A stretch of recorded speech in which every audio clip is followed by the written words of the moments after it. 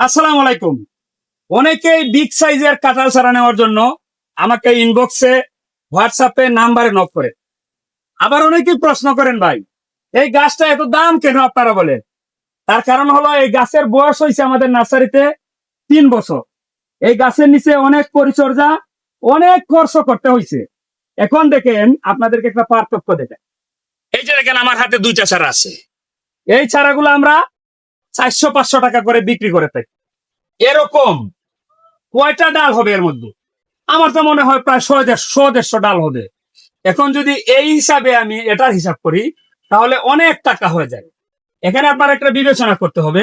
আমরা জোর কলমের মাধ্যমে এই চারাগুলা তৈরি করে থাকি। জোর কলমের মাধ্যমে এই চারাগুলা তৈরি করা হয়েছে। যদি কেউ ছোট চারা নিতে চায়, এরকম চারা আমরা দেই, 400-500 টাকা দাম রাখি।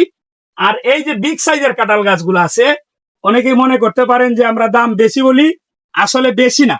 এরকম একটা গাছ যদি আপনার বাড়িতে এই গাছটা রোপণ করে এরকম একটা গাছ তৈরি করতে হয়, তাহলে আপনার সময় লাগবে 2 থেকে 3 বছর।